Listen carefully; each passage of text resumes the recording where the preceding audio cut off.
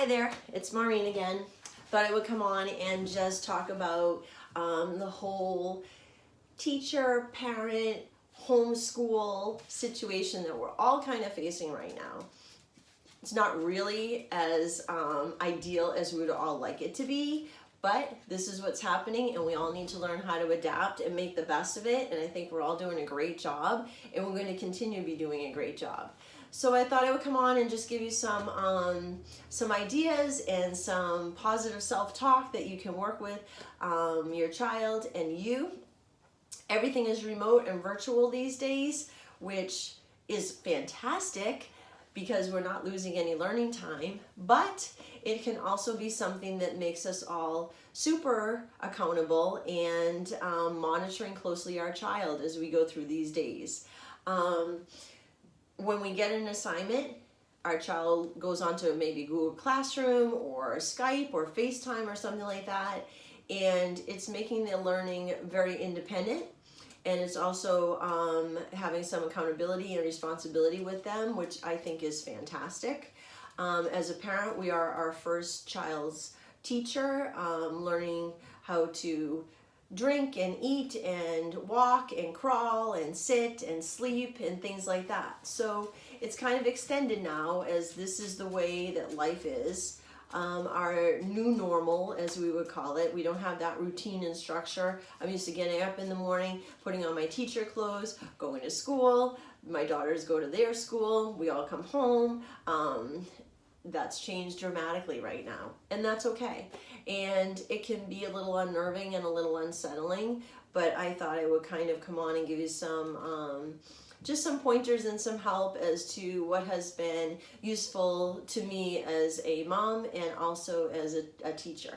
I've been a special ed teacher for a long time, almost 30 years. I am duly certified regular ed and special ed, and I have my endorsement in English language learners. So across a lot of classrooms, I've dealt with a lot of children. I teach in the urban districts, which I truly love to do. Seeing growth and production is just the most greatest reward ever. I can't push the profession of teaching enough. I've tutored for a long time also. I have my own tutoring business. Reach out to me if you have some questions as to how to help your child remotely, because with the Mass Common Core it can be a little bit scary, for lack of a better word. Math is not taught the way we used to learn it, so let me know if I can be any help in that regard. But I just wanted to come on, and there's a lot of things in your house that you don't even realize that you have that can really help your child as we kind of navigate through this uncharted territory as our children are home learning. So there's a lot of distractions at home, pets. It's my little pet right here on the floor. There's outside as the weather is getting better. Obviously getting your child out and getting them some fresh air is the best clearing of the brain that you could possibly do. But inside the siblings is maybe a TV on, there's a lot of news on. It can be really kind of nerve-wracking to a child because I don't know about you, but I've never been through a situation like this. Guaranteed none of our children have either, and hopefully we never will be again, but we need to be prepared right now. So these are as simple as a folder as we would know them. At school, we would probably call them a privacy shield. Your child, when they come to school, the beginning of the year, they bring in some supplies, usually a folder or two is one of them. Hopefully you have some laying around. If you don't, I'm sure you can come up with maybe a picture on the wall you can take down, because something to put up in front of them can definitely cut down on distractions. If you have two of them, which we would do at school, sometimes make a bigger space, you can make a square out of them and you have almost a nice box enclosure around them, and you made your own privacy shield. A laptop can fit in between there, a paper, a test, or something like that. So it's as simple as two folders or a piece, a cardboard box or something like that. You can get creative, they can design it. So that's one idea with that. I have a nice whiteboard right here. Sometimes a lot of people don't have something like this at home, and especially with the store situation, maybe you can't find one. I have a cookie sheet. Thanks to my daughters who love to bake. It's very well used and loved. A piece of chalk and a paper towel. And you can practice just your times tables even right on the cookie tray, and it becomes a chalkboard. Your children can draw on it, they can practice their name on it, whatever lesson that you're working on, it can go right on the chalkboard, wipes off easily, and you don't need a clap erasers like we used to do when I went to parochial school, but we thought it was super cool to do that.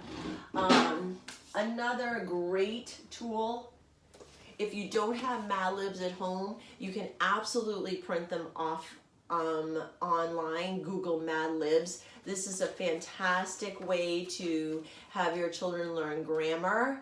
It's definitely underestimated. I've done this with my daughters for years and years and years.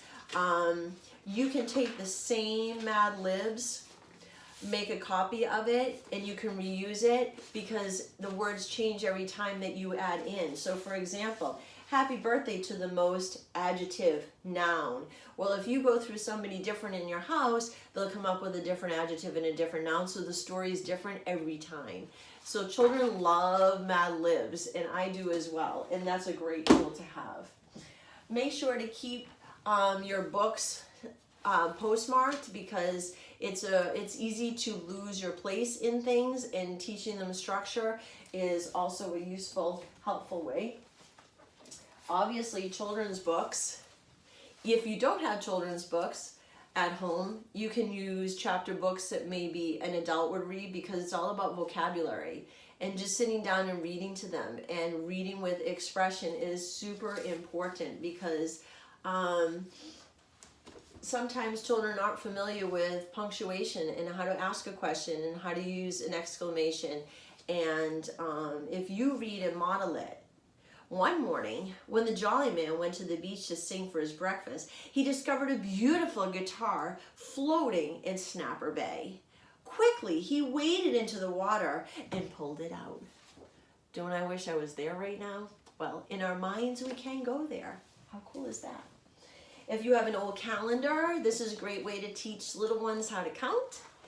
And the months of the year are January, February, etc. It doesn't matter the year because counting is never going to change. So we start and we just can continue and continue. You can use it as adding. Let's add the days of the month from January.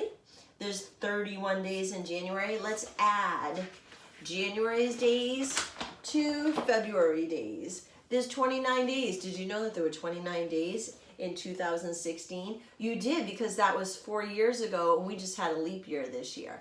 So we can add those days together. We can count up weeks. What happens in February? Valentine's Day. So there's a lot of chances to have conversation and using these old calendars as math tools.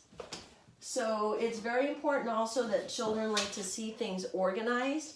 This is a trash barrel that's in my bedroom, and I can just put all of our school supplies in our barrel because organization is super important.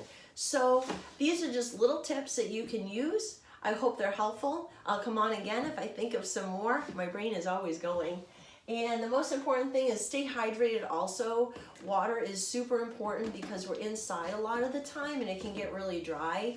So I'm a big proponent on drinking water, and children, when they come to school, they love, can I have a water break? Can I have a water break? So please make sure that there's a lot of water being, keeping your children hydrated. So I will talk to you again soon. Feel free to message me or reach out to me. I'll do my best to come up with some more ideas.